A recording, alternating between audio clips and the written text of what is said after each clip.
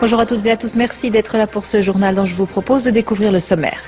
L'arrestation à Genève de Khaled Nezzar, ancien ministre algérien soupçonné de crimes de guerre. La procédure lancée par le ministère public de la Confédération a été déclenchée après que l'ONG Trial a dénoncé cet homme, l'un des personnages les plus puissants du régime au début des années 90.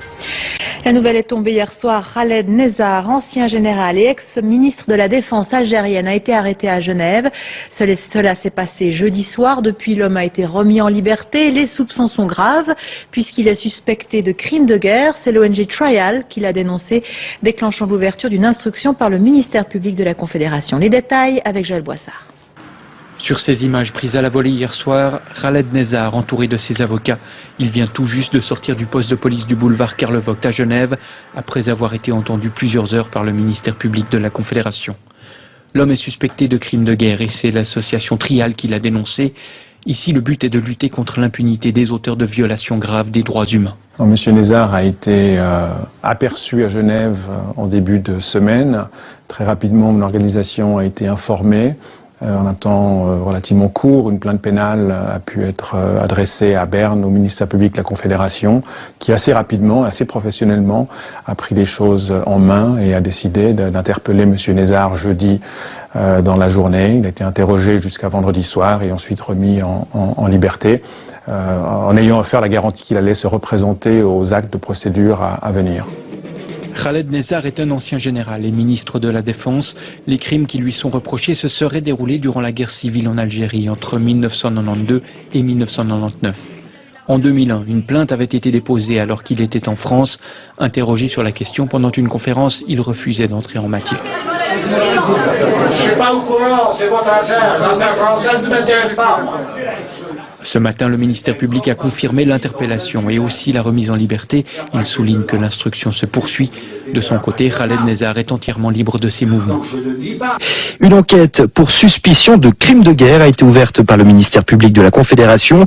Nous avons joint tout à l'heure Philippe Grant, directeur de l'ONG Trial, une ONG spécialisée dans la lutte contre l'impunité. Philippe Grant détaille les reproches formulés à l'encontre de Khaled Nezzar. Monsieur Nezzar était le ministre de la Défense au début des années 90 en Algérie, au moment où la guerre civile faisait rage. Il avait sous ses ordres l'ensemble de l'appareil sécuritaire de l'État. Et à ce titre, les violations gigantesques des droits humains qui ont été commises, on parle de massacres, d'exécutions extrajudiciaires, de disparitions forcées, de torture, relevaient de ses compétences, des ordres qu'il aurait donnés ou des actions qu'il n'aurait pas entreprises pour faire cesser ces atrocités. Vous avez déposé plusieurs dossiers pour crimes de guerre, mais l'ouverture d'une enquête reste quand même exceptionnelle. C'est vrai qu'en Suisse, c'est pas tous les jours que de tels dossiers sont saisis par la justice. Il y a quelques précédents, y compris des condamnations qui ont déjà eu lieu. Donc ce n'est pas fréquent, mais ce n'est pas non plus totalement extraordinaire. Il s'agit d'une procédure fixée par le droit suisse. On est dans une logique juridique habituelle, avec un procureur qui va faire son travail. Un accusé qui aura droit à sa défense, il a déjà ses avocats. Ce sont des procès qui ont lieu dans divers pays du monde de manière quasi quotidienne aujourd'hui. L'idée de justice internationale fait son chemin.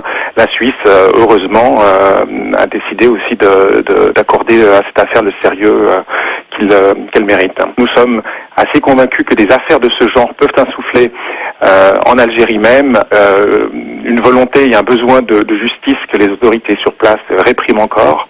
Et à cet égard, nous pensons que la Suisse et ses autorités de poursuite participent effectivement à ce printemps arabe au sens large.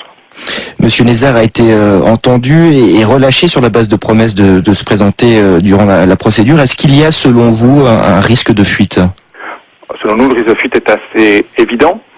Nous ne savons pas à l'heure qu'il est où M. Nezzar se trouve, s'il est encore sur territoire suisse ou s'il l'a quitté.